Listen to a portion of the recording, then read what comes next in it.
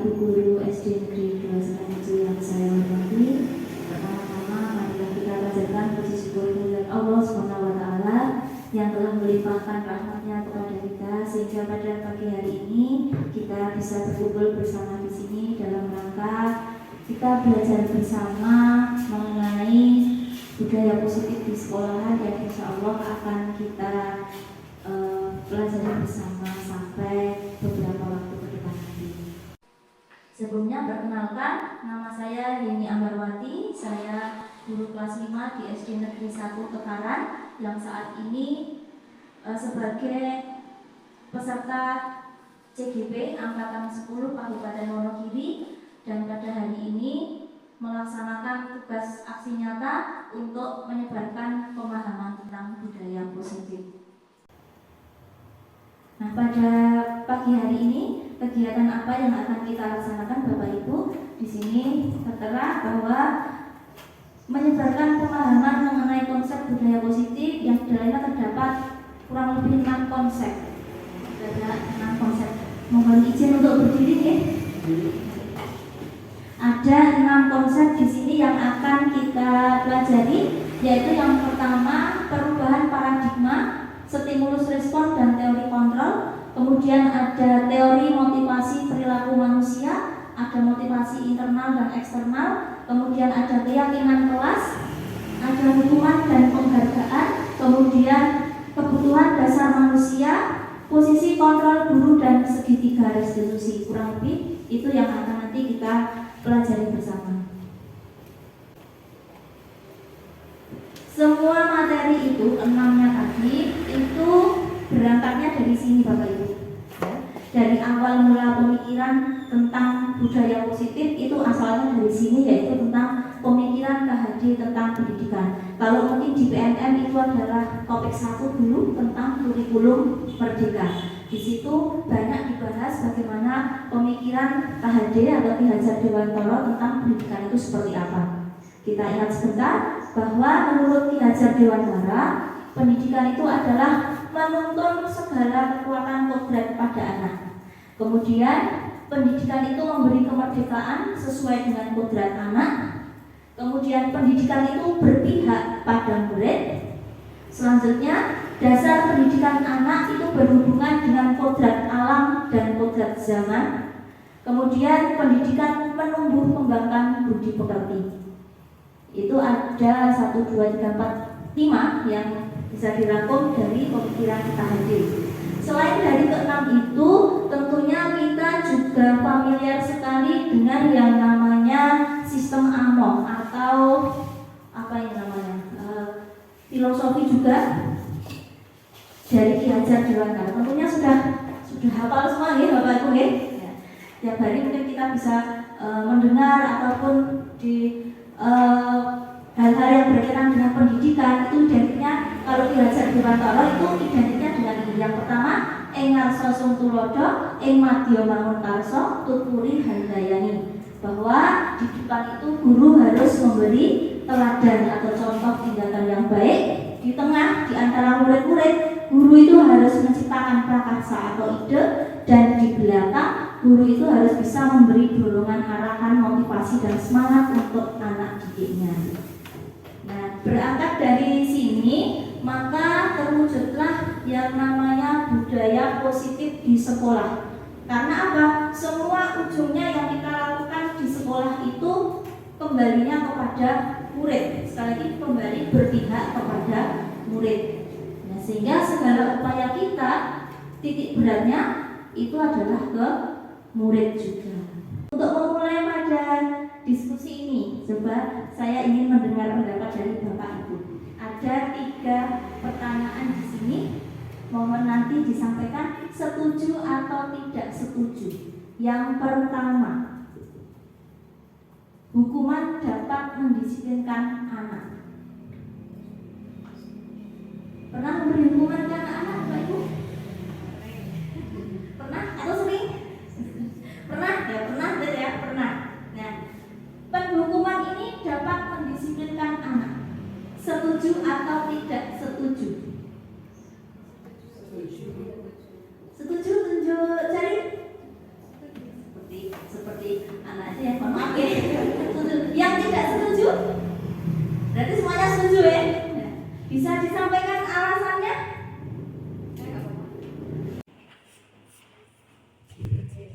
setuju jika hukuman itu dapat mendisiplinkan anak selagi hukuman itu bernilai positif.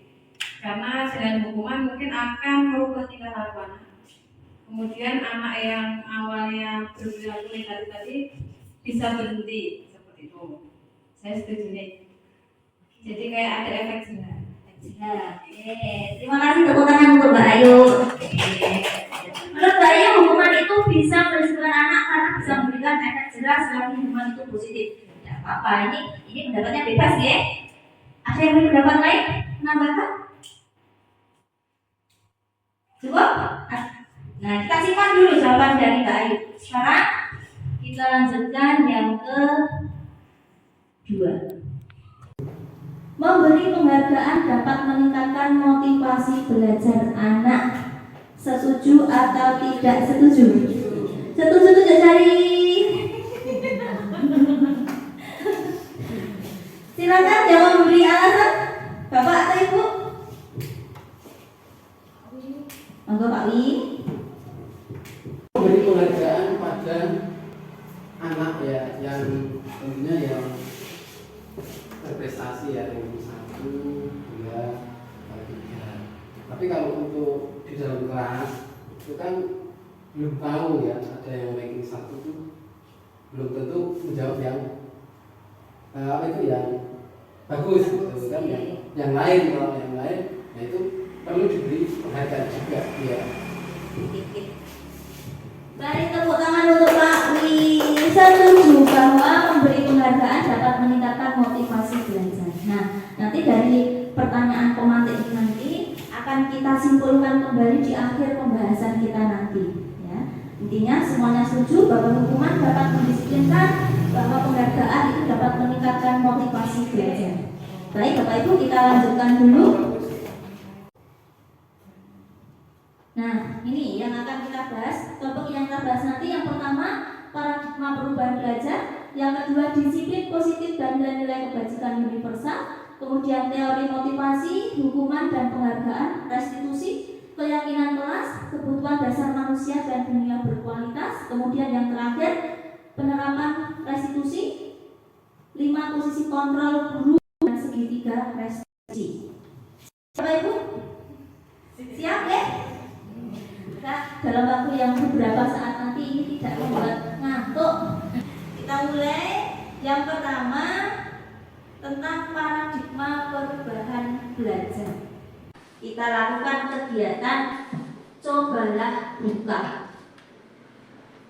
Kepalkan salah satu tangan Anda yang berisi benda sangat berharga Anda, sangat berharga, Anda perlu menjaga benda tersebut sekuat tenaga karena begitu pentingnya untuk kehidupan Anda.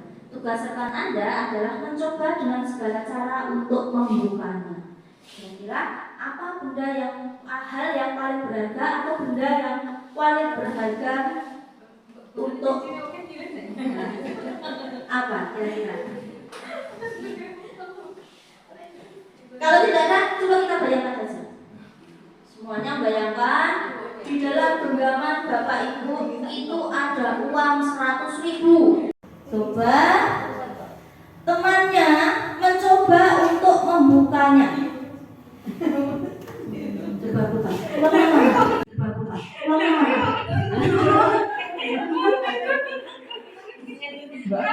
Tak video. Ayo. Ini uang 100.000. Kalau ini bukan diberikan pada yang bisa membuka.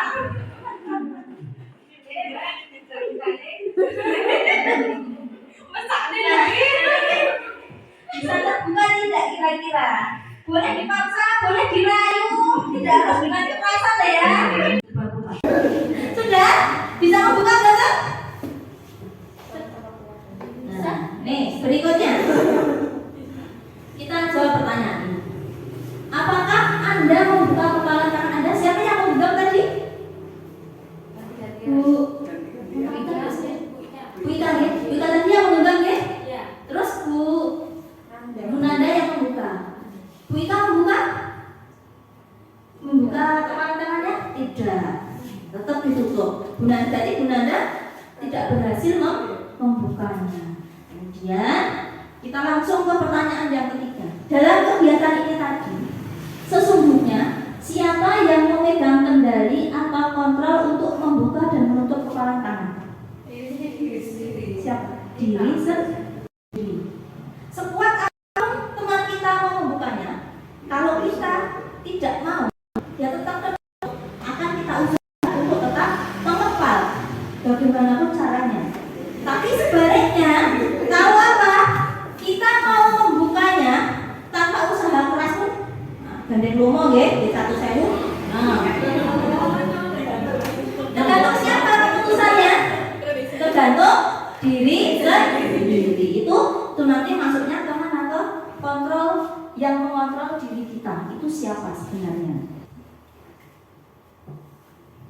Nah, siapa yang sesungguhnya memegang kontrol, yang menutup kepala tangan atau yang berusaha dengan segala cara untuk membuka kepala tangan? Jawabannya tentunya kita sendiri yang memegang kontrol atas kepala tangan kita.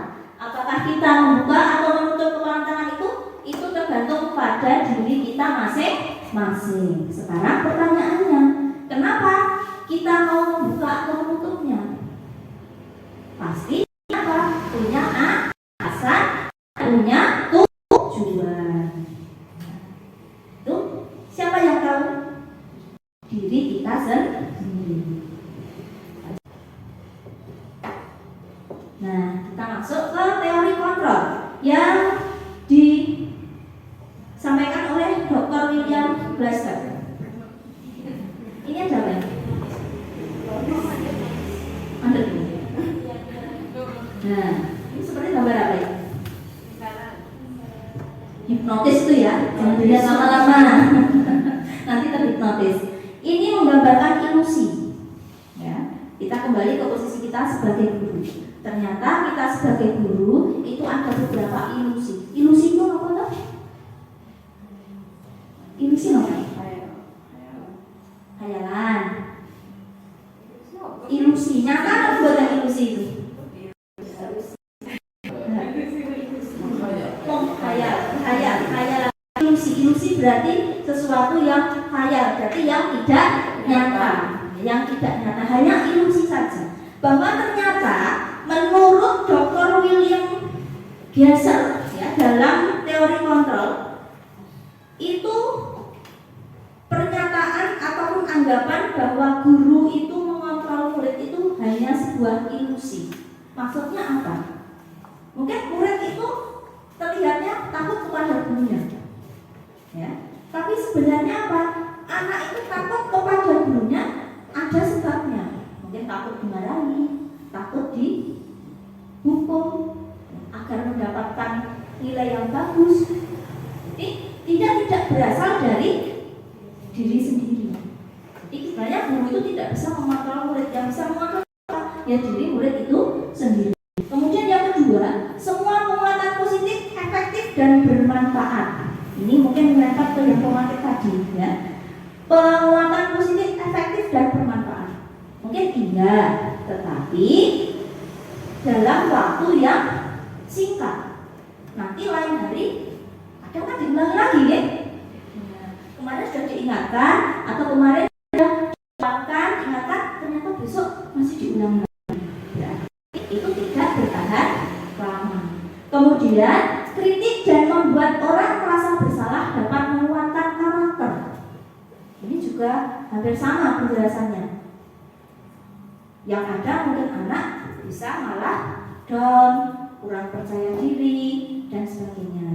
Kemudian yang berikutnya, orang dewasa memiliki hak untuk memaksa. Ini juga hanya sebuah ilusi atau kurang tepat.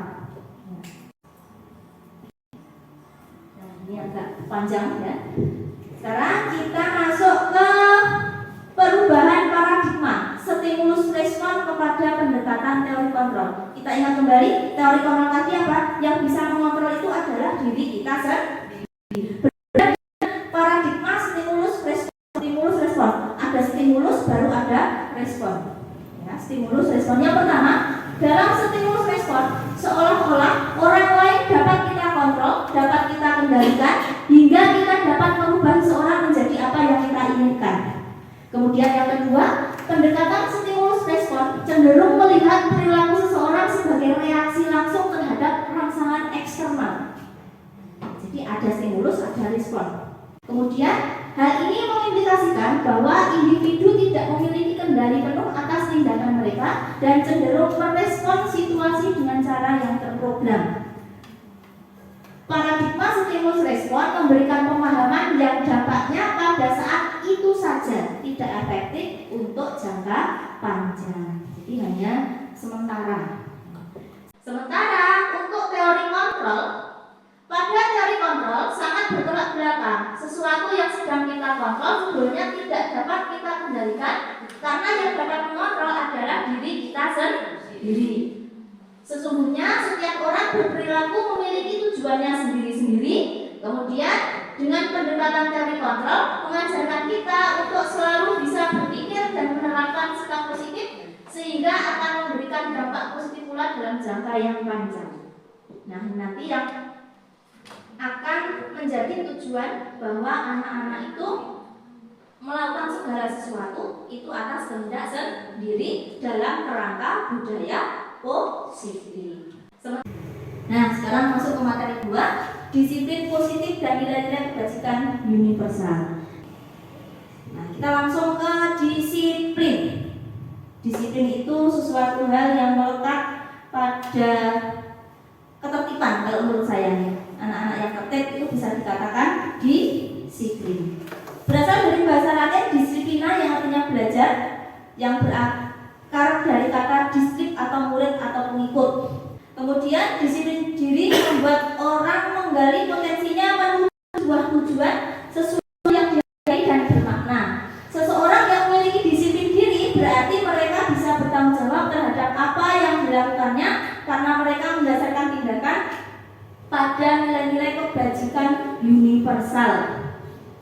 Jadi disiplin, orang yang disiplin itu mereka melakukan segala sesuatu itu karena apa? Karena tahu bahwa itu memang harus dilakukan sesuai dengan aturan-aturan yang berlaku. Sebagai pendidik, tujuan kita adalah menciptakan anak-anak yang memiliki disiplin diri sehingga mereka bisa berperilaku dengan mengacu pada nilai-nilai kebajikan universal dan memiliki motivasi intrinsik bukan ekstrinsik. Nah, sini dulu. Bedanya motivasi intrinsik dengan ekstrinsik niku napa?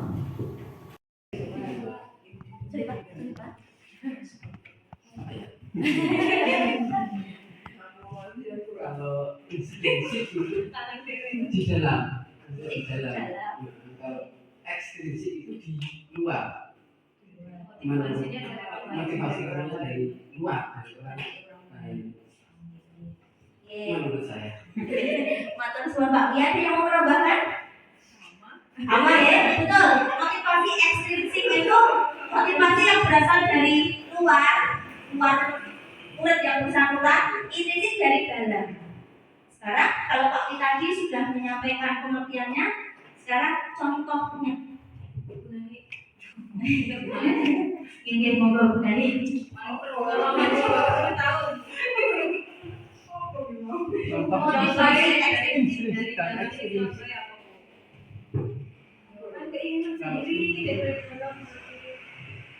Misalkan belajar anak.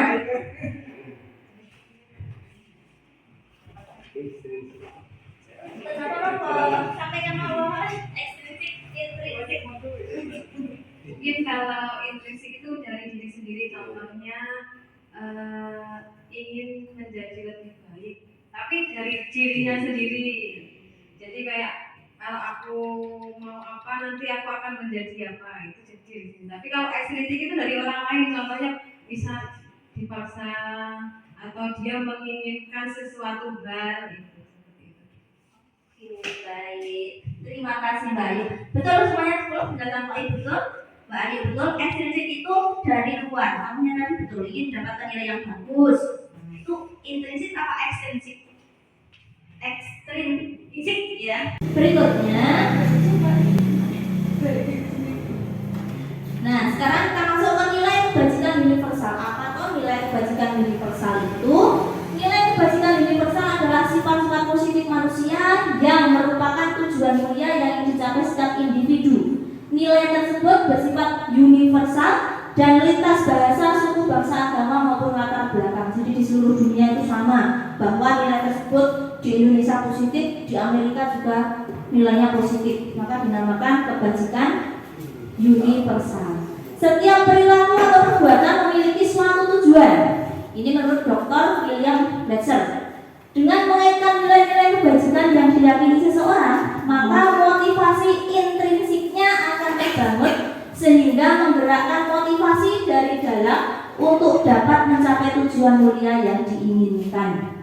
Jadi intinya tujuan yang diinginkan itu harus kembali ke diri sendiri, ada motivasi yang kuat dari dalam diri sendiri. Nilai kebajikan yang ingin dicapai oleh setiap anak Indonesia yang sedang kita usahakan bersama menjadi program pendidikan nasional itu adalah profil pelajar Pancasila, di mana di dalamnya ada 6 elemen. Yang pertama, beriman, bertakwa kepada Tuhan Yang Maha Esa dan Kakak Mulia, mandiri, bernalar kritis, berkebinekaan global, bergotong royong dan kreatif. Ini salah satu bentuk kebajikan universal yang diterapkan pada pendidikan nasional Indonesia. Nanti semua juga bermuaranya ke sini karakter anak. Sekarang berikutnya kita masuk pada teori motivasi, hukuman dan penghargaan atau restitusi. Jadi kalau kita cermati dari 1, 2, 3 ini sebenarnya berhubungan ya. Mulai dari teori kontrol, kemudian ada motivasi intrinsik, kemudian tadi ada hukuman, ada penghargaan, terus nanti tambah satu lagi restitusi. Nah, yang pertama, teori motivasi perilaku manusia itu secara garis besar terbagi menjadi 3. Yang pertama, motivasi untuk menghindari ketidaknyamanan atau hukuman. Atau jawaban dari pertanyaan ini, apa yang akan terjadi apabila saya tidak melakukannya? Jadi kalau melakukan segala sesuatu terus timbul pertanyaan itu berarti motivasinya itu untuk menghindari ketidaknyamanan. Kemudian yang kedua, untuk mendapatkan imbalan dari orang lain atau institusi. Jadi jawaban pertanyaan, apa yang akan saya dapatkan apabila saya melakukannya? Kemudian yang ketiga, untuk menghargai diri sendiri. Nah, ini saya akan menjadi orang yang seperti apa bila saya melakukannya. Ini kita ibaratkan, ambil contoh yang mudah, anak mengerjakan PR. Nah, kalau anak mengerjakan PR, mengambil motivasi yang pertama, malamnya berpikir, apa yang akan terjadi kalau saya tidak mengerjakan PR? Berarti dia nanti jangan-jangan saya dihukum. Atau yang kedua, apa yang akan saya dapatkan apabila saya melakukannya? Wah, aku nak garap PR ini, aku bijiku 100. Nah, nilainya bagus, mendapat pujian dari guru. Atau yang ketiga, saya akan menjadi orang seperti apa? Kalau saya mengerjakan PR ini, berarti saya akan menjadi orang yang bertanggung jawab. Kira-kira seperti itu. Maka dari ketiga ini bisa dibedakan menjadi motivasi eksternal dan motivasi internal, ekstrinsik dan intrinsik. Sepakat ya, Bapak Ibu? Jadi ada 3 motivasi perilaku manusia. Seperti yang disampaikan Ki Hajar Dewantara, kembali lagi kita ke Bapak Pendidikan Nasional. Merdeka itu artinya tidak hanya terlepas dari perintah, akan tetapi juga cakap buat memerintah diri sendiri. Jadi merdeka itu tidak hanya kita bebas dari terjajah dari orang lain, tapi juga kita bisa mengatur diri kita sendiri. Baru yang dinamakan dengan merdeka. Nah, sekarang ada sebuah kasus, Bapak. Ada sebuah kasus. Kita akan kembali ke hukuman dan konsekuensi.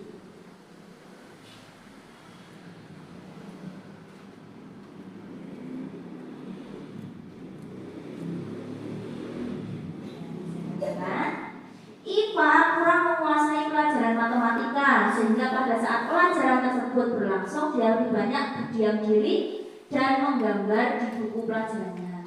Pada saat guru matematikanya, Pak Seno menanyakan pertanyaan, Iva menjadi gugup dan tak sengaja menjatuhkan tasnya dari kursi, serta tiba-tiba menjadi gagap pada saat berupaya menjawab.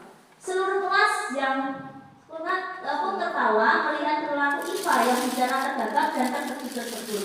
Pak Seno pada saat itu membiarkan teman-teman Iva menertawakan Iva yang berdiri, yang tergagap dan malu luar biasa, dan malahan minta Iva untuk maju ke depan kelas dan berdiri sambil menunjuk hidungnya karena tidak bisa menjawab pertanyaan Pak Seno. Kelas makin gaduh dan anak-anak pun tertawa melihat Iva di depan kelas memegang ujung hidungnya. Menurut Bapak Ibu, apakah setuju dengan tindakan Pak Seno? Mengapa? Kemudian, menurut Bapak Ibu, tindakan Pak Seno terhadap Iva itu sebuah hukuman atau konsekuensi, dan mengapa? Mohon pendapatnya. Kalau di kelas biasanya biar merata, yang tadi belum menjawab diberi kesempatan untuk menjawab. Monggo. Monggo Bu. Monggo. Bunda.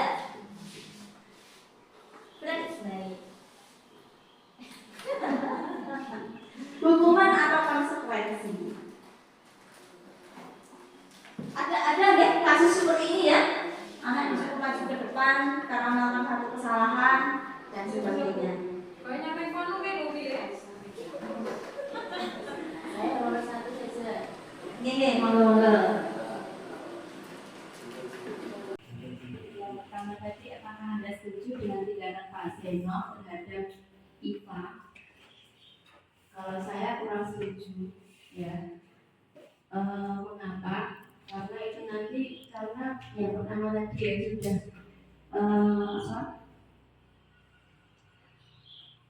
pastinya Ivanya malu pertama, kemudian membuat down anak, jadi malah semakin minder anaknya, iya, saya itu. Yang kedua Tidak setuju karena anaknya nanti menjadi down. Sekarang yang kedua, Pak Seno itu mendapatkan hukuman atau konsekuensi.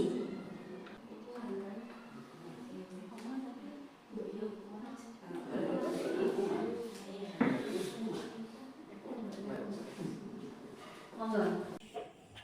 Kalau menurut saya itu termasuk hukuman, karena kalau konsekuensi itu biasanya sudah dijelaskan dulu di awal. Jadi misalnya ada tindakan seperti ini, nanti konsekuensinya akan diberikan apa. Tetapi ini dari penjelasan yang di atas itu terjadinya sangat tiba-tiba karena murid tersebut tidak memperhatikan. Jadi untuk memberikan efek jerah, Pak Seno tersebut memberikan hukuman dengan menyuruh murid tersebut maju. Dan itu kalau menurut saya.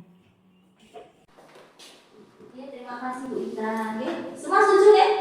Semua bahwa Pak Seno itu melakukan hukuman, bukan konsekuensi.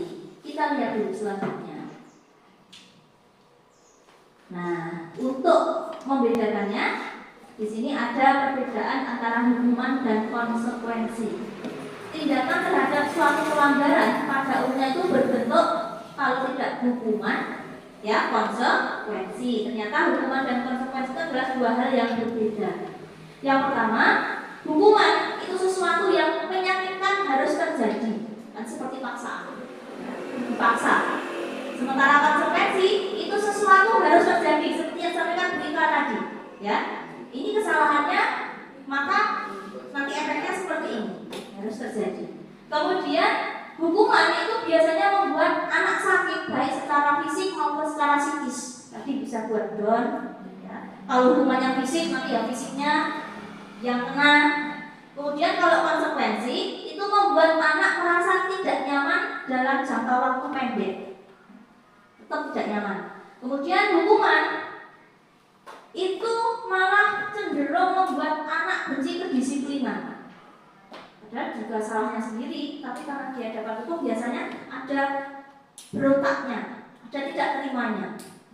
Kemudian kalau konsekuensi, anak menghargai disiplin. Dia menyadari, oh saya salahnya ini, maka saya harus melakukan ini tanpa paksaan. Hukuman paksaan, konsekuensi, stimulus, tanggapan. Salahnya apa? Harus melakukan apa? Mendorong anak menyakiti diri sendiri untuk hukuman, konsekuensi mendorong anak agar mudah menyesuaikan diri. Kemudian hukuman, konsep diri yang buruk, konsekuensi konsep diri yang baik.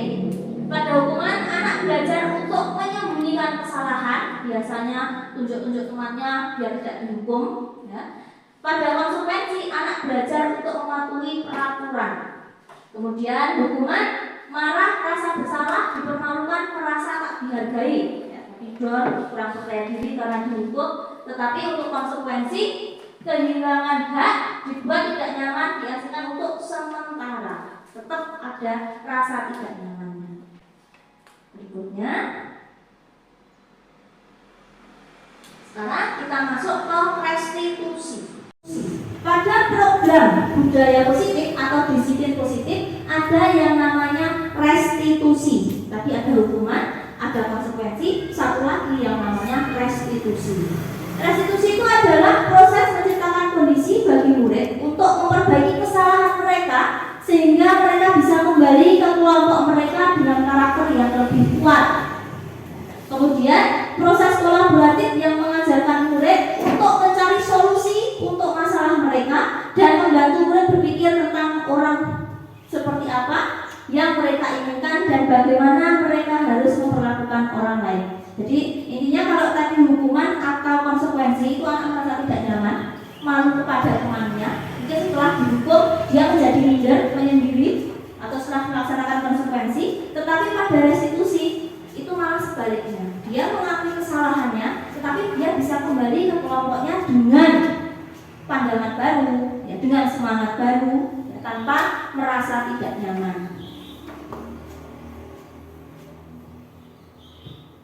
Nah, ada 9 ciri-ciri restitusi. Yang pertama, bukan untuk menebus kesalahan, namun untuk belajar dari kesalahan. Kemudian yang kedua, memperbaiki hubungan. Yang ketiga, merupakan tawaran, bukan paksaan. Restitusi menuntun untuk melihat ke dalam diri.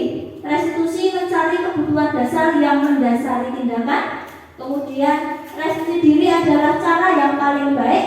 Fokus pada karakter, bukan tindakan. Fokus pada solusi, mengembalikan murid yang berbuat salah pada kelompoknya. Intinya tidak menghakimi anak, ya, tapi cari penyebabnya apa, kita cari solusinya bagaimana, dan nanti diyakini untuk dilakukan seterusnya. Kalau dirangkum, ya, antara hukuman, konsekuensi, dan restitusi, ini ada pembedanya. Ada pembeda antara hukuman, konsekuensi, dan restitusi. Ini keluar sebentar.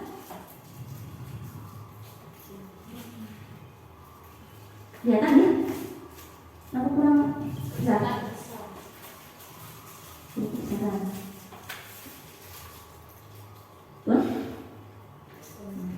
Hukuman ini ternyata di sini sudah tercantum bahwa hukuman nanti akan menyebabkan identitas anak gagal. Anak benar-benar merasa dilemahkan. Dia merasa tidak percaya diri, dia merasa ya down tadi ya, merasa tidak percaya diri. Kemudian untuk konsekuensi ini masih ada baiknya. Dia menuju identitas sukses, tetapi tetap ada rasa tidak nyamannya. Sekarang sudah kita perhatikan di sini. Hukuman, sesuatu yang menyakitkan harus terjadi. Konsekuensi, sesuatu yang harus terjadi. Yang tadi ya, saya langsung ke restitusi saja. Restitusi itu merupakan pilihan. Kemudian restitusi menguatkan untuk anak dalam jangka waktu yang panjang. Sementara tadi konsekuensi hanya jangka waktu yang pendek. Kemudian korban mendapatkan ganti, dikuatkan ya. Kemudian anak mendapatkan penguatan.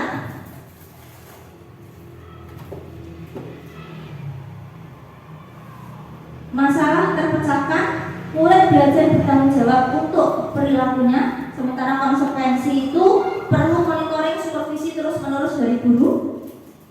Kemudian kalau hukuman, sistem tidak akan berjalan bila murid tidak takut. Kalau ada murid yang tidak takut dihukum, tidak takut berbuat salah, ada nggak? Ada. Tahu itu peraturannya tidak boleh ngel. Nah, itu kan nanti tindak lanjutnya bagaimana? Nah. Pernah Bu? Ternyata sama ya, sama. Ada, pasti ada murid yang seperti itu. Kemudian fokus pada pemecahan masalah dalam jangka waktu yang panjang.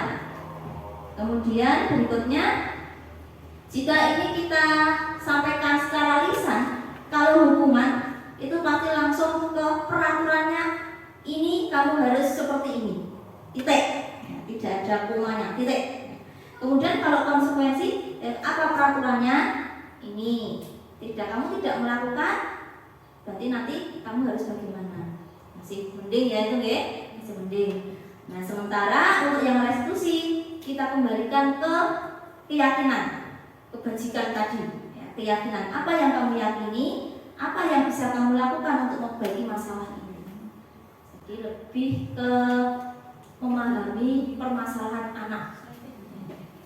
Kita sambil mengingat lagi hukuman atau konsekuensi.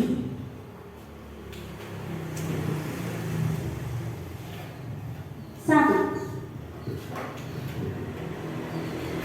monggo Bapak Ibu.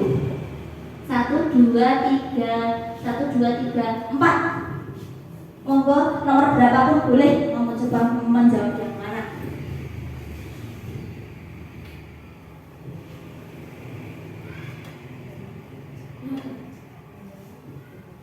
Nomor 1, mencatat 100 kali di dalam buku kalimat saya tidak akan terlambat lagi karena terlambat di sekolah.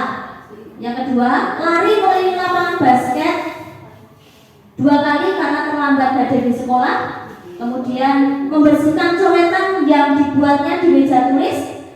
Kemudian murid diminta untuk push up 15 kali karena tidak menggunakan masker ke sekolah. Nomor 1, hukuman atau konsekuensi?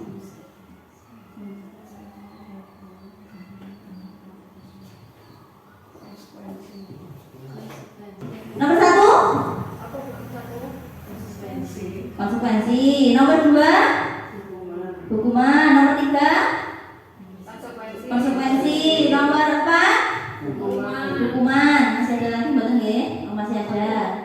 Mengganti kertas tugas teman yang telah dicoret-coret. Restitusi. Hukuman atau konsekuensi? 2 saja. Konsekuensi. Berjemur di lapangan basket pukul 12 siang. Murid diminta bertelanjang kaki sepanjang hari karena tidak menggunakan sepatu warna hitam. Berdiri depan kelas.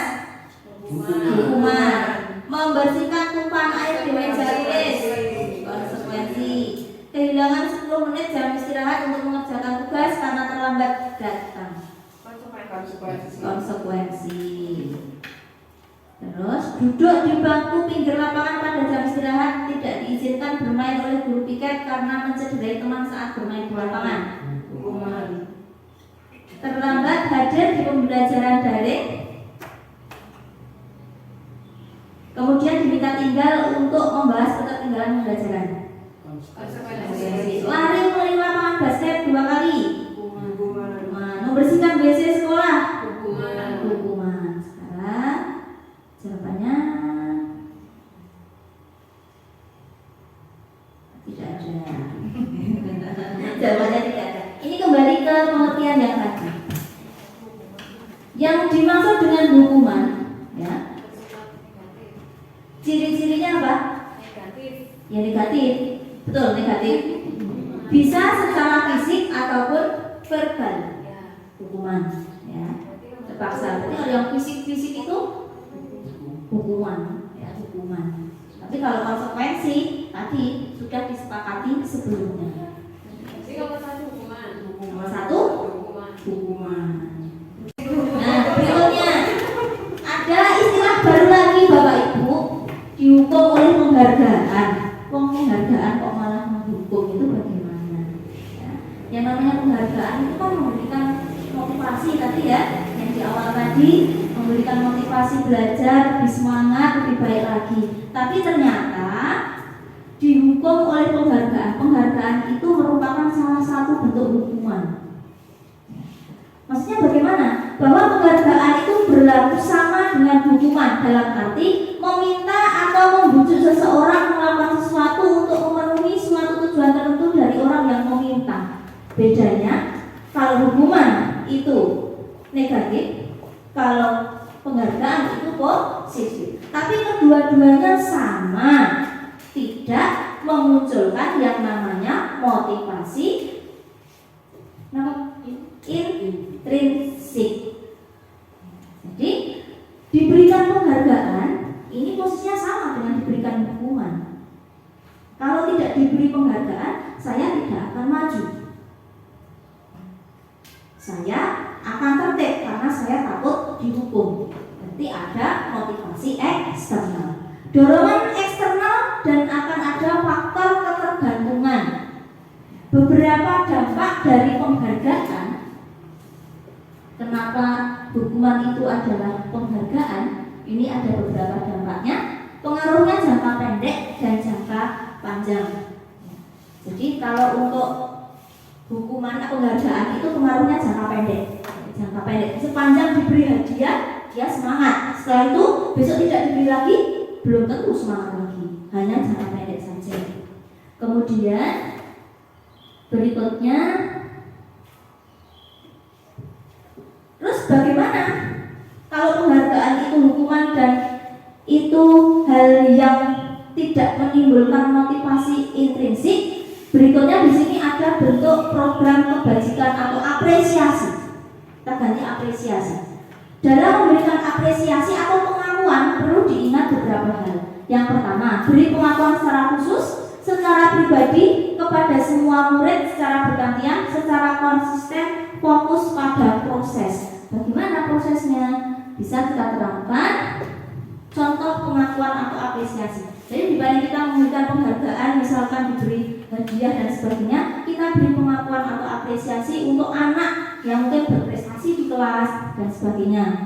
Contohnya, kemarin saya perhatikan rasa empatimu besar sekali. Ini pada saat ada anak menolong murid yang baru tiba di kelas, yang mengalami kesulitan. Jadi secara lisan saja itu sudah suatu apresiasi, tidak harus wujud barang yang diberi apa. Ya. Kemudian yang kedua, saya menghargai kepedulianmu, suatu bentuk apresiasi juga.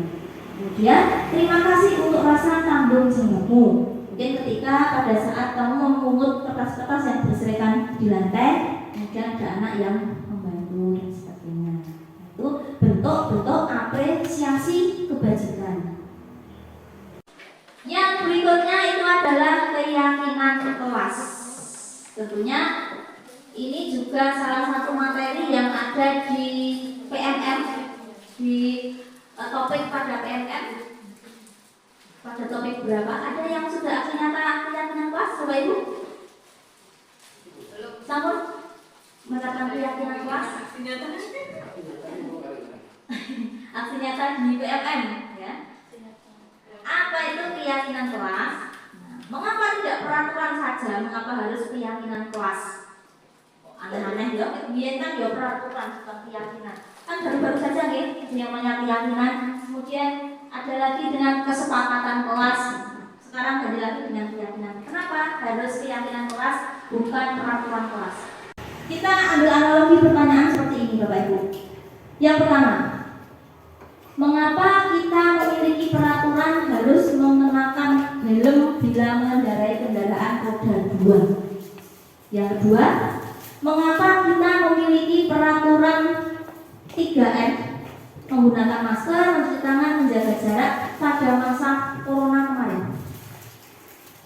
Mengapa harus demikian? Kemudian, mengapa kita memiliki peraturan harus datang tepat waktu pada saat mengikuti pelatihan? Untuk pertanyaan pertama, kalau ada pertanyaan seperti itu, jawaban yang muncul kira-kira apa, Bapak Ibu? Apa? Tapi Kalau langsung, ngapa tidak helm? apa jalan aku helm? mematuhi peraturan. Kemudian Demi keselamatan diri sendiri. demi keselamatan diri sendiri. Bukan yang pertama tadi biar tidak ditilang. Betul. Oh, jangan. Helm, ayo.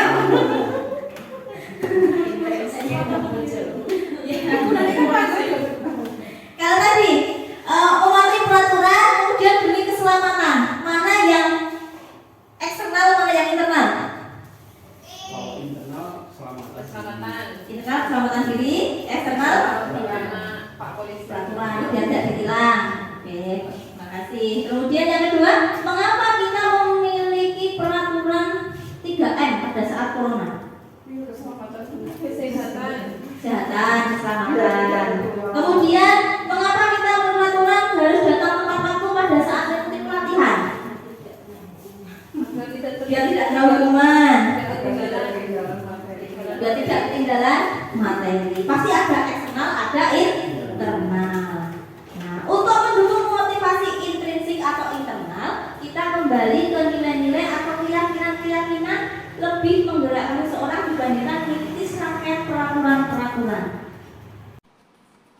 Seseorang akan lebih tergerak dan bersemangat untuk menjalankan keyakinannya daripada hanya sekedar mengikuti serangkaian peraturan tertulis tanpa makna. Murid-murid pun akan demikian, mereka perlu mendengarkan dan memahami arti sesungguhnya tentang peraturan yang diberikan, apa nilai kebajikan di balik peraturan tersebut, apa tujuan utamanya, dan menjadi tidak tertarik atau takut sehingga hanya sekedar mengikuti serangkaian peraturan yang mengatur mereka tanpa memahami tujuan mulianya. Jadi kalau itu hanya dibuat peraturan, munculnya eksternal tadi. Tapi kalau itu dibuat keyakinan, nanti pengaruhnya pada internal. Memahami, sudah meyakini bahwa ini untuk diri sendiri juga. Kenapa? Itu tidak peraturan, tapi harus keyakinan kelas. Nah, kalau kita buat diagramnya seperti ini. Dimulai dari peraturan kelas, kemudian lebih luas lagi, itu menjadi keyakinan kelas. Anak-anak yakin bahwa ini nilai positif, diyakini bersama, maka nanti akan membentuk lingkungan yang positif, yang pada akhirnya akan dapat membentuk budaya positif di lingkungan anak tersebut. Pembentukan keyakinan kelas itu bersifat lebih abstrak daripada peraturan yang lebih rinci dan konkret. Keyakinan kelas berupa pernyataan-pernyataan universal, misalkan tadi keselamatan. Kalau peraturan harus pakai helm, tetapi kalau itu keyakinan apa? Keselamatan.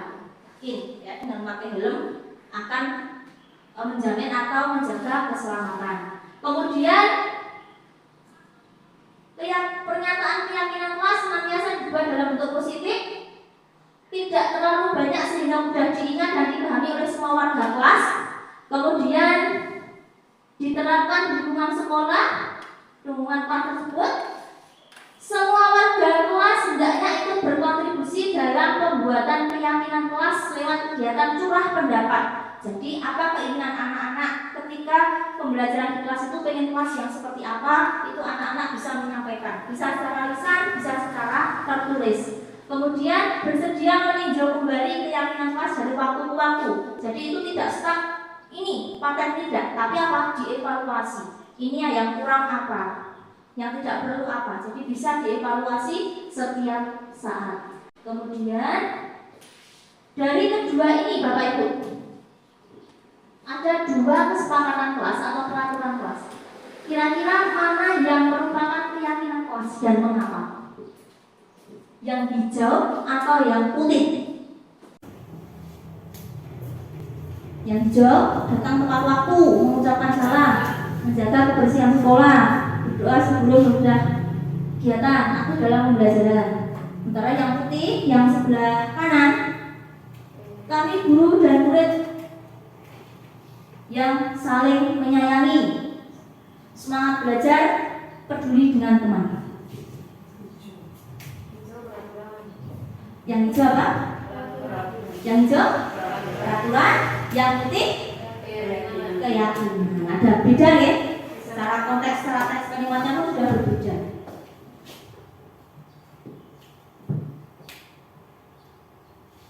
Nah ini sekarang kita peraturan kelas menjadi bentuk keyakinan.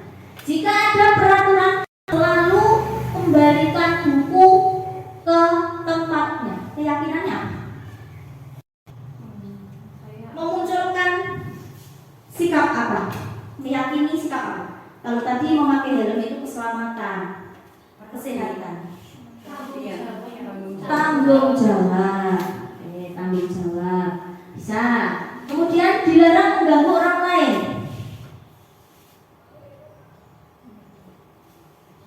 Apa keyakinannya? Nilai apa yang ada? Tidak mengganggu orang lain berarti kita menghormati gitu ya, menghormati orang lain. Kemudian hadir di sekolah 15 menit sebelum pelajaran dimulai. Disiplin, tertib. Kemudian dilarang melakukan kekerasan. Misalkan kalau kunjungan dengannya boleh sampai bermain fisik dan sebagainya. Itu apa yang akan kita munculkan? Kasih sayang, bisa. Apalagi mungkin keselamatan, mungkin deh keselamatan, ya, kasih sayang, keselamatan. Kemudian dilarang menggunakan narkoba, kesehatan. Kemudian bergantian atau menunggu giliran, ketertiban. Oke. Gunakan masker, kesehatan. Menghormati orang lain juga, ya, menghormati orang lain. Jangan berlari di kelas atau koridor, keselamatan. Nah, ini Bapak Ibu aksi nyata membuat keyakinan kelas yang pernah saya terapkan. Saya menerapkan 2 kali. Yang pertama dulu pada saat topik 2, pada saat masih mengajar di kelas 2. Ini langkah-langkahnya bisa dicermati.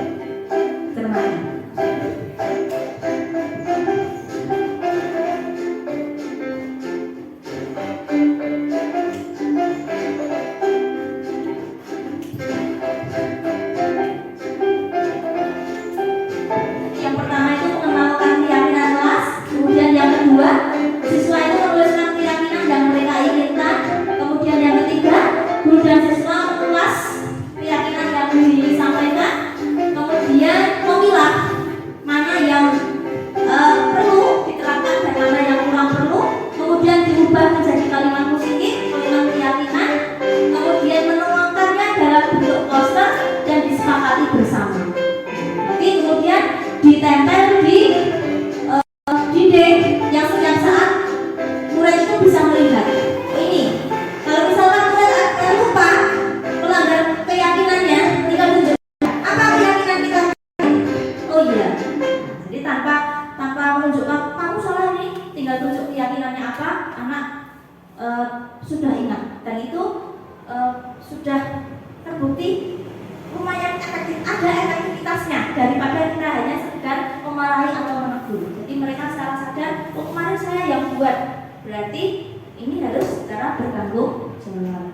Kemudian kalau yang kedua ini sama, saya terapkan pada saat di kelas 5. Kalau yang tadi di kelas 2, ini di kelas 5 sebagai aksi nyata juga pada modul sebelumnya.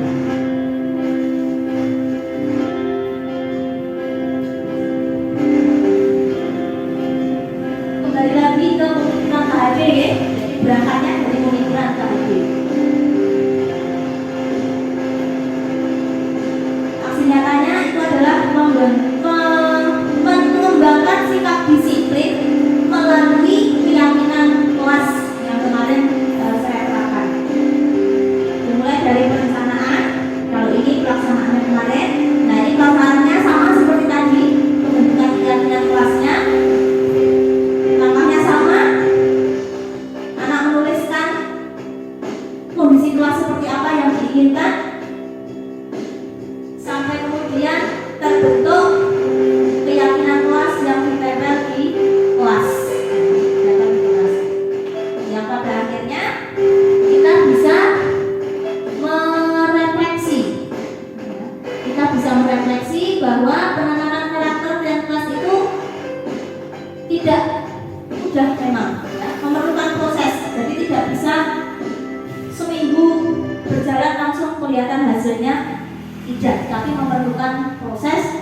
evaluasi juga. Nah, ini berikutnya kebutuhan dasar dan dunia berkualitas. Kita sharing lagi ya Bapak Ibu. Ini ada guru gigi ya. Guru wali kelas 2 di SD Mutiara Hati sedang bingung menghadapi ulah salah satu murid di kelasnya yang bernama Doni. Beberapa anak di kelas 2 telah datang padanya dan mengeluhkan Doni yang sering kali meminta bekal makan siang mereka dengan paksa. Jika Anda menghadapi situasi seperti Ibu Gigi, apa yang akan Anda lakukan? Menurut Anda, kira-kira apa alasan Doni melakukan itu? Ada ngeten nggih? Anak-anak yang minta jajan temannya, minta bekal, sampai mungkin yang diminta nangis, ya, tidak sempat jajan. Monggo. Ya. Waduh, langsung ditodong buat semua. Monggo. Atau yang punya pengalaman mungkin.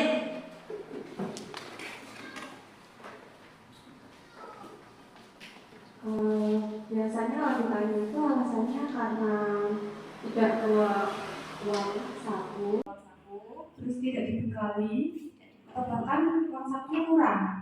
Jadi kadang 2.000, teman-temannya 5.000 seperti itu. Terus jika mulai dari sebagai Bu Gigi, kira-kira apa yang akan dilakukan atau mungkin telah dilakukan? Pertama, memberi pengertian terlebih dahulu ke anaknya untuk tidak melakukan perbuatan seperti itu.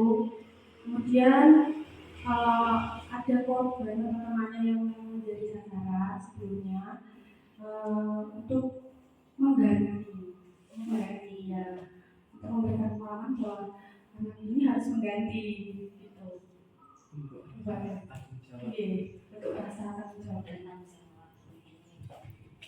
Terima kasih Bu Nanda. Tepuk tangan dulu untuk Bu Nanda. Oke, sekarang kita lihat dulu kira-kira mengapa Doni itu melakukan hal itu.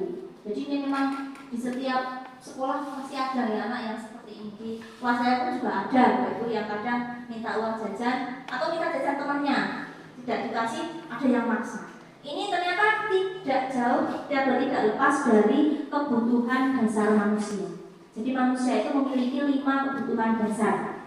Yang pertama mulai dari yang tengah, survival. Artinya survival, bertahan hidup. Bertahan hidup. Kemudian belonging, kasih sayang dan rasa diterima. Kemudian fun, untuk kesenangan. Kemudian freedom, kebebasan. Dan yang kelima adalah power atau penguasa. Jadi kalau melihat kasus Doni tadi, kira-kira masuk yang mana? Kalau alasannya dari Bu Nanda tadi, masuk yang mana?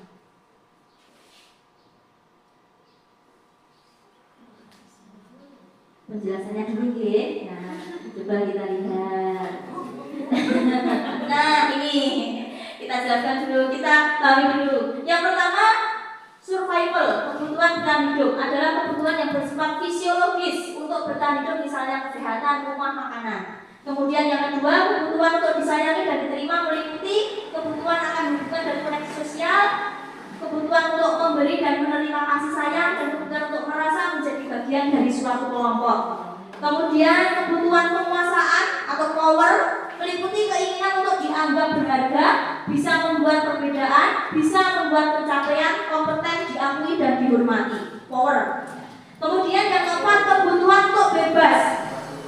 Itu adalah kebutuhan akan kemandirian, otonomi, memiliki pilihan dan mampu mengendalikan arah hidup seseorang, tidak terlalu berpengaruh orang lain dan senang mencoba hal yang baru dan menarik. Dan yang terakhir, kebutuhan akan kesenangan, kebutuhan untuk mencari kesenangan, bermain, tertawa. Oh, gimana? Kita kembali ke Doni tadi. Kira-kira masuk yang mana?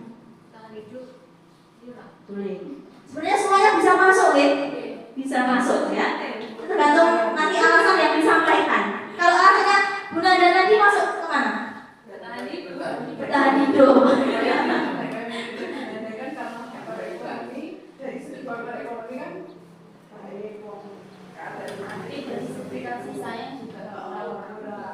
Sayangnya juga kurang. Soalnya adiknya banyak. anaknya yang banyak. Berarti semuanya bisa masuk ya. Jadi kebutuhan dasarnya berarti tidak terpenuhi. Satu saja tidak terpenuhi mungkin itu akan membuat hal yang tidak nyaman untuk orang lain. Bisa untuk bertahan hidup, bisa juga untuk ini penguasaan. Kan ada ya penguasaan, biar diakui temannya, biar diwedeni. Itu yang sinetron itu sama ketua geng atau apa tuh ya? Mower itu juga ada yang masuk ke situ ya. Penguasaan. Kita lanjutkan dulu ya. Itu kebutuhan dasar manusia. Kemudian yang terakhir itu adalah restitusi. Ini ada 2, 5 posisi kontrol dan segitiga restitusi. Nanti kita akan melihat posisi kontrol guru kita sebagai guru selama ini menempati posisi yang mana dari kelima tersebut. Kita lihat dulu satu persatu. 5 posisi kontrol guru itu apa saja?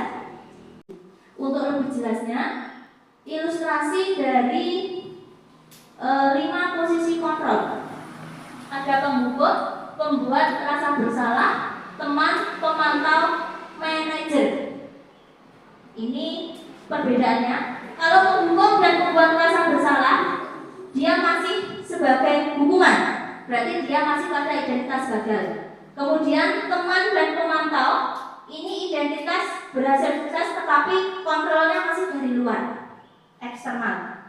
Nah, dan yang terakhir itu adalah identitas berhasil sukses manajer. Ini sudah masuk ke teori kontrol tadi dari dalam diri sendiri. Simulasinya atau perbedaan dari kelimanya ada di sini.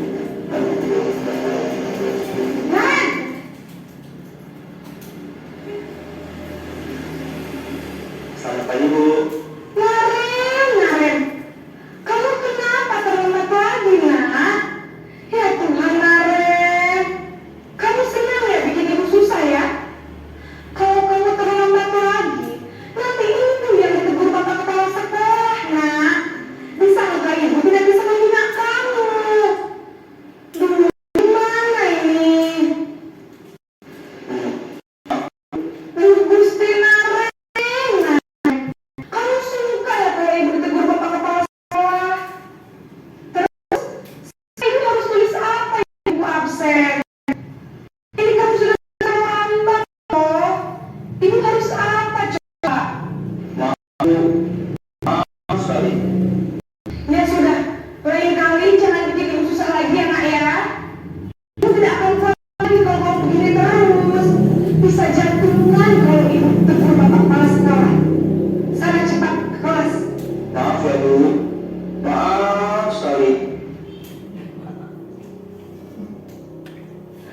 Posisi pembuat rasa bersalah berbicara dengan nada tenang, cenderung lembut. Namun kata-kata yang diutarakan membuat mulut merasa menjadi orang yang gagal, memandang buruk dirinya sendiri, merasa tidak berharga, dan tidak sanggup membahagiakan orang lain. Ketika guru mengambil posisi pembuat rasa bersalah, murid akan menganggap dirinya bersalah dan akan menyimpan emosi negatif tersebut di dalam dirinya.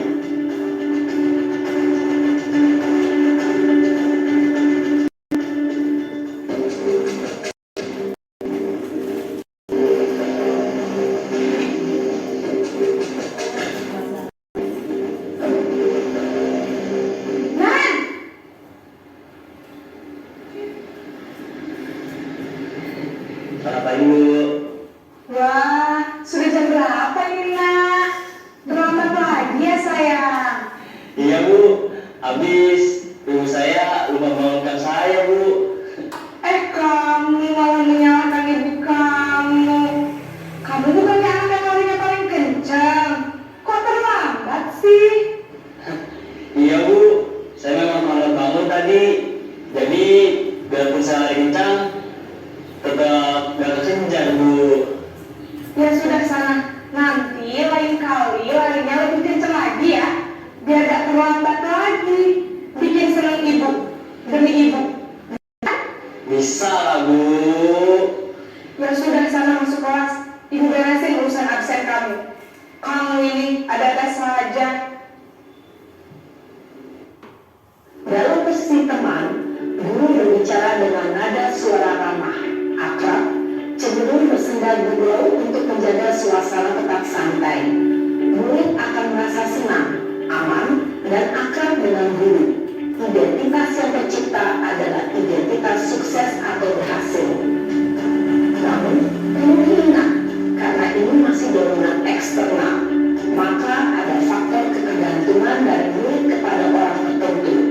Di sini, guru absennya, sehingga di lain waktu, murid bisa berperilaku baik, namun hanya kepada orang-orang tertentu saja.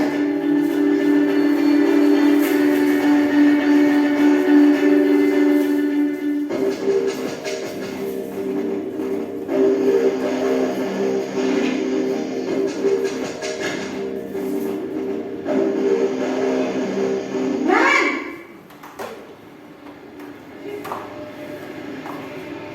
Selamat pagi Bu. Naren, apa peraturan sekolah kita tentang jam berapa kita harus masuk sekolah, nak? Kita harus di sekolah jam 7 Bu. Iya betul, sekarang sudah jam 7.20. Naren sudah tahu konsekuensinya jika terlambat hadir. Paham Bu, saya harus tinggal kelas pas jam istirahat selama 20 menit. Iya benar, konsekuensinya demikian. Jadi nanti jam 9.30 pas istirahat, kamu harus tinggal di kelas, kerjakan tugas tambahan untuk ketertinggalan kamu, ya?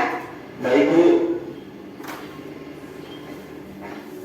Posisi pemantau mengandalkan penghitungan atau data untuk mengontrol murid. Guru mengarahkan murid berdasarkan peraturan dan konsekuensi. Seorang pemantau menunjukkan bahasa tubuh dan ekspresi wajah yang datar dan cenderung formal.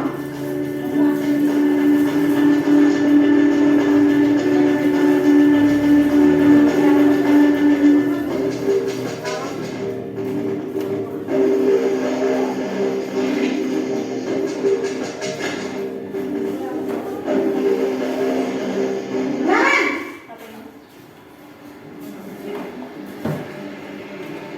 Selamat pagi Bu. Selamat pagi Naren. Maaf Bu, saya terlambat. Iya, sekolah masuknya jam 7, sekarang sudah jam 7.20. Jadi sekarang bagaimana ini Naren? Maaf Bu, saya lupa alarm saya semalam. Baiklah, menurut kamu, keyakinan sekolah yang mana yang perlu kamu tingkatkan? Menghargai diri sendiri dan orang lain mungkin ya Bu. Setuju. Jadi, apakah Naren meyakini prinsip saling menghormati tersebut? Iya Bu, saya meyakininya. Apakah Naren bersedia memperbaiki masalah keterlambatan ini? Bersedia Bu. Bagaimana kamu akan perbaiki masalah keterlambatan ini?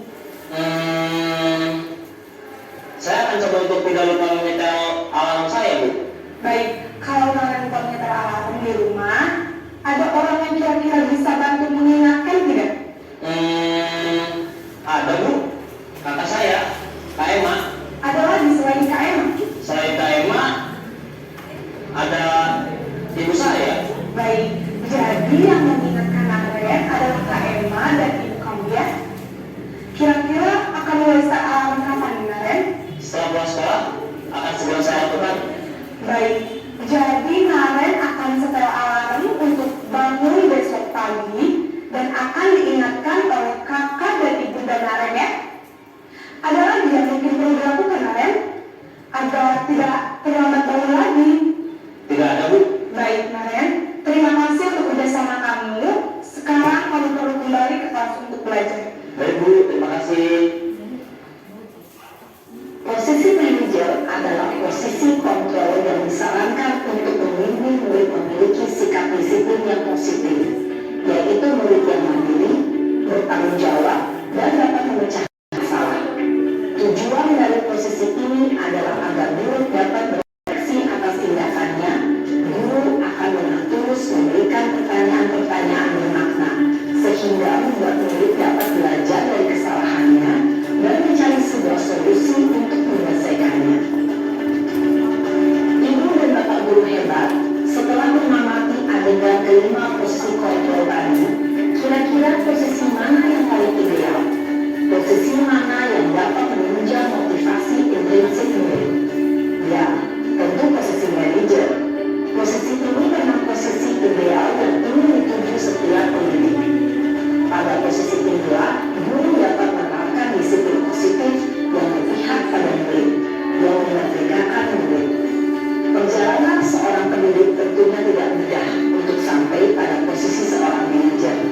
Namun, tujuan kita pasti, yaitu menciptakan murid-murid yang mandiri, merdeka, dan bertanggung jawab.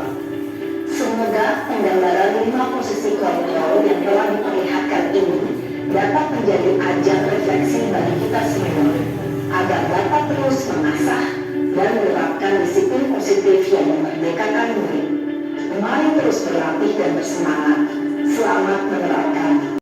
Itu tadi gambaran dari 5 posisi kontrol. Tadi sudah disimpulkan yang paling pas yang mana Bapak Ibu? Yang manajer, betul. Ya. Nah, di sini sambil mengulas yang tadi, ya, ada pernyataan-pernyataan ini. Kira-kira dari pernyataan ini posisi guru yang mana? Jika guru menyampaikan ini, saya kecewa sekali dengan kamu. Posisi yang mana? Dari kelima tadi, penghukum, pembuat rasa bersalah, teman, sama apa tadi? Monitor sama manajer. Yang pertama apa? Membuat rasa bersalah. Dan yang kedua, kamu tidak pernah benar melakukannya. Apa kira-kira Bapak Ibu? Kamu tidak pernah benar melakukannya. Yang ketiga, ayolah lakukan demi ibu bapak. Ayolah, teman, seperti itu siapa? Atau teman ya. Kemudian yang keempat, apakah kamu mau mendapatkan stiker bintang hari ini? Kemudian, bagaimana kamu bisa menyelesaikan masalah ini? Seperti apa ini? Apa yang terakhir? Manajer. Kamu selalu yang paling akhir. Yang pertama, membuat orang merasa bersalah. Yang kedua, penghukum. Yang ketiga, teman. Yang keempat, pemantau. Yang kelima, manajer. Yang terakhir itu adalah penghukum. Jadi mungkin secara tidak sadar kita menempati salah satunya ya. Saya pun juga demikian Bapak Ibu. Kadang terhadap si A setelah tadi menegur dan sebagainya lebih cenderung sini, lebih cenderung yang mana yang masih sulit apa yang sebagai manajer lagi, dan sekarang baru ditanyakan dan juga nanti bisa konsisten, oke? Karena itu memang dampaknya lebih panjang, ya, lebih lama, itu bisa diterima anak. Nah, bagaimana penerapan dari posisi sebagai manajer? Salah satunya itu adalah penyelesaian masalah dengan restitusi. Tadi restitusi di depan sudah disampaikan bahwa restitusi itu penyelesaian masalah yang nanti bisa mengembalikan kepercayaan diri anak, bisa mengembalikan anak kepada kelompoknya tanpa menghakimi. Restitusi, segitiga restitusi dalam penyelesaian masalah anak itu ada 3 tahap. Yang pertama itu adalah menstabilkan identitas, yang kedua itu validasi kebutuhan, yang keempat itu menanyakan keyakinan. Tadi di kasus Naren, tadi kan guru bertanya keyakinan juga. Ini bagian dari posisi guru sebagai manajer. Tahapannya yang pertama, menstabilkan identitas itu berdasarkan teori kontrol. Ini masuk pada kita semua akan melakukan hal yang terbaik yang bisa kita lakukan. Kemudian validasi tindakan yang salah, semua perilaku memiliki alasan atau tujuan. Dan yang terakhir menanyakan keyakinan, kita semua memiliki motivasi internal. Jadi kembali lagi pada motivasi internalnya. Menstabilkan identitas itu bisa kita samakan dengan menanyakan hal seperti ini atau menyampaikan kepada anak. Berbuat salah itu tidak apa-apa. Tidak ada manusia yang sempurna. Saya juga pernah melakukan kesalahan seperti itu. Kita bisa menyelesaikan ini. Jadi anak merasa masih percaya diri atau lebih percaya diri tanpa merasa dihakimi. Itu menstabilkan identitas. Kemudian yang kedua, validasi tindakan yang salah. Bisa menyampaikan padahal kamu bisa melakukan yang lebih buruk dari ini ya. Jadi ini kan menyampaikan bahwa itu salah, tapi secara tidak langsung. Kamu pasti punya alasan mengapa melakukan hal itu. Kamu patut bangga pada dirimu sendiri karena kamu telah melindungi sesuatu yang penting buatmu. Kemudian kamu boleh mempertahankan sikap itu, tapi kamu harus menambahkan sikap yang baru. Tindakan yang salah, validasi tindakan yang salah, dan yang terakhir adalah menanyakan keyakinan. Apa yang kita percaya sebagai keyakinan kelas atau mungkin di lingkungan keluarga, apa nilai-nilai umum yang telah kita sepakati. Jadi ada 3 tahap segitiga restitusi. Nah, berikut penerapan segitiga restitusi kemarin yang coba saya demonstrasikan. Ini demonstrasi ya penerapan, dan nanti bisa diterapkan secara keseluruhan. Kasusnya nyata Bapak Ibu. Nah, di kelas saya ada 2 kasus, saya ambil 2 kasus. Kasus yang pertama itu masalah kebersihan, dan kasus yang kedua itu masalah ketertiban atau disiplinan. Ini kasus yang pertama, anak membuang sampah tidak pada tempatnya.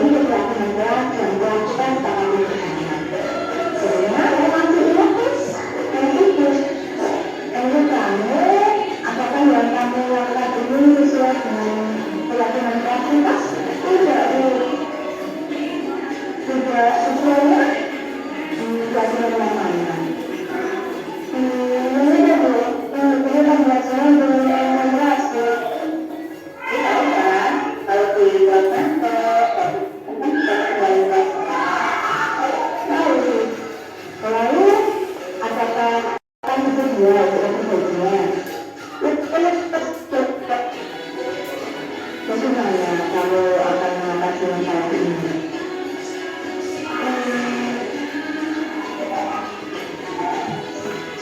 Saya akan membatasi waktu dengan hakim saya. Dia tidak terlalu pengalaman bersama dan menunjukkan pembahasan. Saya akan disitulah yang sebenarnya. Kamu mau belajar jadi orang yang bertanggung jawab dan dapat menemukan solusi sendiri atas permasalahan yang kamu hadapi. Harapkan tidak kamu ulang lagi apa yang kamu lakukan, kamu laksanakan saja baik-baiknya. Kami doakan semoga kamu telah menjadi orang yang sukses. Amin. Baiklah Bapak, sekarang silakan Bapak kembali berdialog dengan teman-teman. Baik, assalamualaikum. Pertemuan pada pagi hari ini atau siang hari ini, dari yang sudah kita pelajari bersama tadi, kita simpulkan sebentar. Tadi yang pertama kita mengenal yang namanya apa Bapak Ibu? Apa yang paling nyantol? Ada yang namanya motivasi, betul ya. Secara keseluruhan ada motivasi, teori kontrol, restitusi, hukuman, penghargaan dan sebagainya. Sebagai penutup, sebelum kita akhiri, saya tutup. Saya mohon 1, 2, 3 semua boleh menyampaikan refleksi atau apa yang kita peroleh pada hari ini dan harapannya bagaimana. Monggo. Sebentar saja, 1, 2 kalimat saja nggak masalah. Monggo Pak.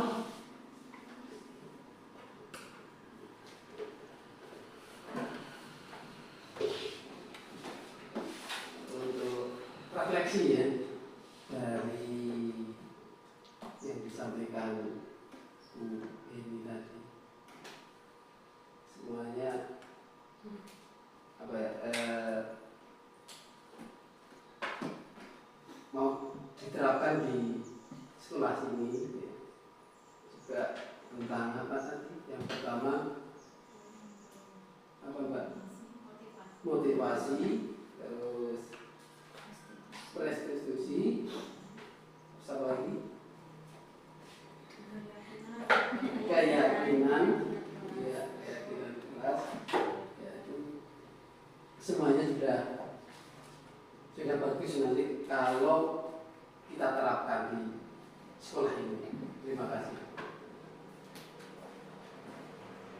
Terima kasih Pak Wali, matur suwun. Nggih Bapak Ibu, ini tadi tentang diseminasi tentang budaya positif, benar yang disampaikan oleh Pak Wali tadi, bahwa materi ini semuanya bagus dan bisa kita terapkan di sekolah kita, dan lebih bagus lagi nanti konsisten menerapkannya, itu kuncinya. Karena saya sendiri juga masih berusaha dan masih memulainya, dan semoga nanti kita bisa menambah motivasi kita dalam kita menuntut dan mendidik anak didik. Di akhir pengunjung ini saya menyampaikan banyak terima kasih sekali lagi. Mohon maaf atas segala kekurangan. Jika ada saran masukan bisa disampaikan, saya terima dengan senang hati.